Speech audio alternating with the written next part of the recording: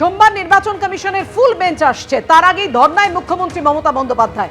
SIR নিয়ে আক্রমণের ঝাঁজ বাড়িয়ে ধর্মতলায় ধর্নায় মমতা বন্দ্যোপাধ্যায়। নির্লজ্জ বেহায়া বিজেপি, তাদের দালাল নির্বাচন কমিশন, এভাবেই আক্রমণের সুর আরো চড়া করলেন মমতা বন্দ্যোপাধ্যায়।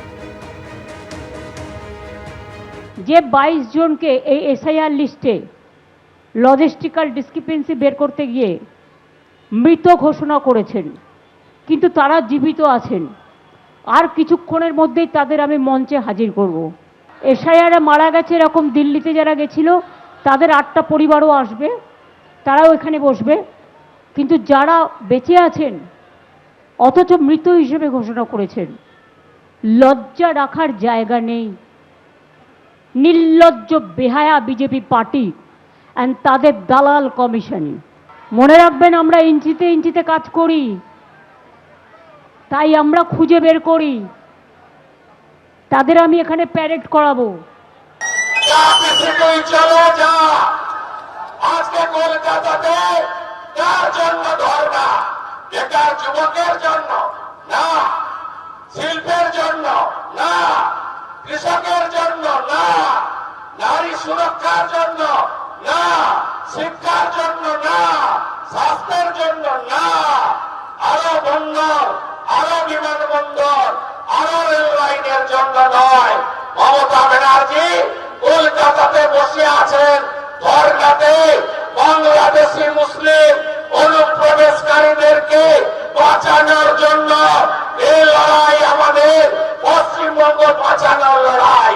আজ ধর্মতলার ধর্ণা মঞ্চ থেকে বিজেপিকে বয়কটের ডাক দিয়েছেন অভিষেক বন্দ্যোপাধ্যায়। তিনি বলেছেন, শুধু নো ভোট টু বিজেপি বললে হবে না, বয়কট করতে হবে। এদের বয়কট করুন, সামাজিক বয়কট করুন। নেতা হিসেবে অভিষেক সবার কাছে 2021-এ কিছু সামাজিক সংগঠন বলেছিল নো ভোট টু বিজেপি। আজকে আমরা এই মঞ্চে 10 কোটি বঙ্গবাসীকে সাক্ষী রেখে বলতে চাই, শুধু নো ভোট টু বিজেপি বলতে হবে না, এবার বয়কট বিজেপি বলতে হবে।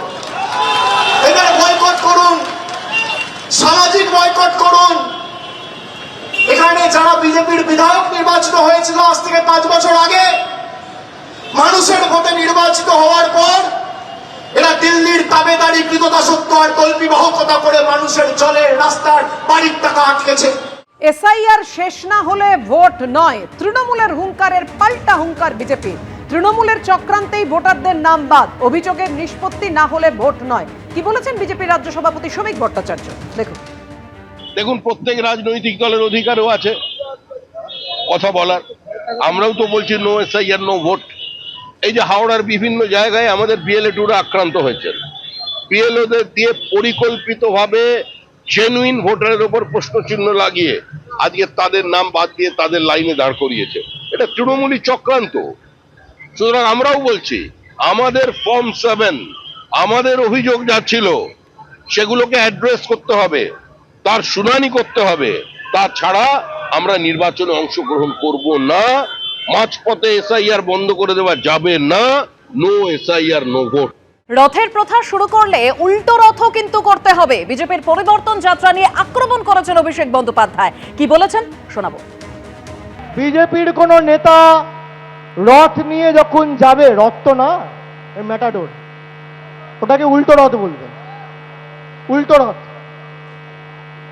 রথের প্রথা শুরু হলে উল্টো রথের প্রথা দিয়ে শেষ করতে হয়।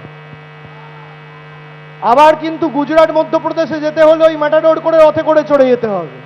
ওটাকে সযত্নে সাজিয়ে রাখতে বলবেন। ওটা ম্যাটাডোর না, 5 স্টার হোটেল গাড়ি, বাস। ভলভো বাসের থেকেও সুপার ভলভো, তাতে খাওয়া দাওয়া, থাকা, কিচেন, আরাম সব আছে। তাহলে ভাবুন,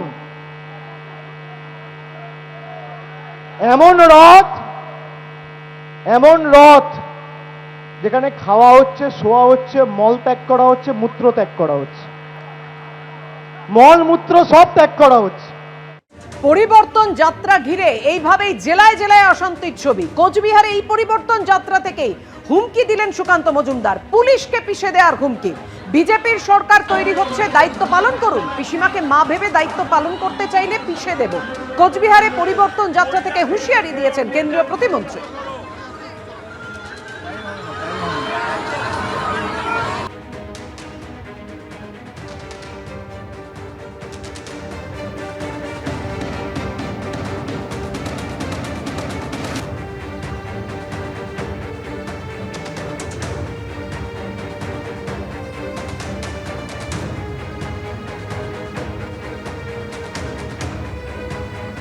দেখুন পুলিশের ভাইরা, আমি শুনলাম এখানে একজন নতুন অফিসার এসেছে, তার নাম নাকি দিগ্বিজয় নাকি।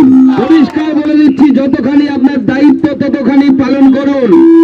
পিসিমাকে মা মনে করে যদি দায়িত্ব পালন করতে যান, আমরাও কিন্তু টাইম এলে পিছিয়ে দেবো, তখন কিন্তু মাথায় রাখবেন। সোমবার নির্বাচন কমিশনের ফুল বেঞ্চ আসছে, তার আগেই ধর্নায় মুখ্যমন্ত্রী মমতা বন্দ্যোপাধ্যায়। এসআইআর নিয়ে আক্রমণের ঝাঁজ বাড়িয়ে ধর্মতলায় ধর্নায় মমতা বন্দ্যোপাধ্যায়। নির্লজ্জ বেহায়া বিজেপি, তাদের দালাল নির্বাচন কমিশন, এভাবেই আক্রমণের সুর আরো চড়া করলেন মমতা বন্দ্যোপাধ্যায়। যে 22 জনকে এই এসআইআর লিস্টে লজিস্টিক্যাল ডিসক্রিপেন্সি বের করতে গিয়ে মৃত ঘোষণা করেছেন, কিন্তু তারা জীবিত আছেন। আর কিছুক্ষণের মধ্যেই তাদের আমি মঞ্চে হাজির করব। এসআইআরে মারা গেছে এরকম দিল্লিতে যারা গেছিল, তাদের 8টা পরিবারও আসবে, তারাও এখানে বসবে। কিন্তু যারা বেঁচে আছেন অথচ মৃত হিসেবে ঘোষণা করেছেন, লজ্জা রাখার জায়গা নেই। নির্লজ্জ বেহায়া বিজেপি পার্টি অ্যান্ড তাদের দালাল কমিশন। মনে রাখবেন, আমরা ইঞ্চিতে ইঞ্চিতে কাজ করি, তাই আমরা খুঁজে বের করি। তাদের আমি এখানে প্যারেড করাবো। আজকে কলকাতাতে কার জন্য ধর্ণা? বেকার যুবকের জন্য না, শিল্পের জন্য না, কৃষকের জন্য না, নারী সুরক্ষার জন্য না, শিক্ষার জন্য না, স্বাস্থ্যের জন্য না, আরো বন্দর, আরো বিমানবন্দর, আরো রেল লাইনের জন্য নয়। মমতা ব্যানার্জি কলকাতাতে বসে আছেন ধর্নাতে বাংলাদেশি মুসলিম অনুপ্রবেশকারীদেরকে বাঁচানোর জন্য। এই লড়াই আমাদের, পশ্চিমবঙ্গ বাঁচানোর লড়াই। আজকে ধর্ণা মঞ্চ থেকে মুখ্যমন্ত্রীর সঙ্গে দুর্ব্যবহারের অভিযোগে মুখ্য নির্বাচন কমিশনারকে বেলাগাম আক্রমণ করেছেন তৃণমূল সাংসদ কল্যাণ বন্দ্যোপাধ্যায়। তিনি বলেছেন, তুমি মুখ্য নির্বাচনী কমিশনার না হলে আঙুল কেটে দিতাম। কি বলেছেন শোনাবো। আমরা মানব না। এই যে ড্রাফট ফাইনাল ভোটার লিস্ট বার করেছে, 60 লক্ষ মানুষের নাম বাদ, তার আগে 58 লক্ষ মানুষের নাম বাদ, মৃত বলে ডিক্লেয়ার করে দিচ্ছে। যারা জীবিত তারা মৃত বলে ডিক্লেয়ার করে দিচ্ছে। এ কেন মানবো আমরা? আমরা তো মানতে পারি না। সেই মানুষটা যখন চিফ ইলেকশন কমিশনের কাছে গেল, আমি তো সেদিন ছিলাম, কি দুর্ব্যবহার মমতাদির সঙ্গে করেছে আপনারা কেউ ভাবতে পারবেন না। ইউ ক্যানট ইমাজিন কি মিসবিহেভ মমতা বন্দ্যোপাধ্যায়ের সঙ্গে সেদিন করেছে। আঙুল তুলে মমতা বন্দ্যোপাধ্যায়কে কথা বলছে। আরে আঙুল তুলে তুমি কাকে কথা বলছো? তুমি যদি চিফ ইলেকশন কমিশনার না হতে নাম, আঙুলটা তোমার কেটে বাদ দিয়ে আসতাম। কার দিকে আঙুল তুলে কথা বলছো তুমি? কার চোখে চোখ রেখে কথা বলছো তুমি? কার চোখে লাল চোখ দেখে কথা বলছো তুমি? তুমি তো 3 বছর থাকবে, তারপর যে কোথায় হারিয়ে যাবে তা তো কেউ জানে না।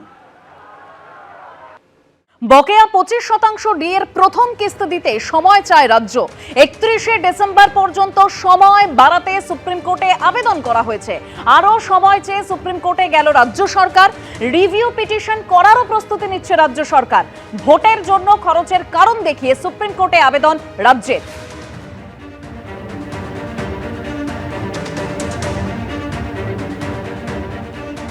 এবিপি আনন্দ, এগিয়ে থাকে, এগিয়ে রাখে।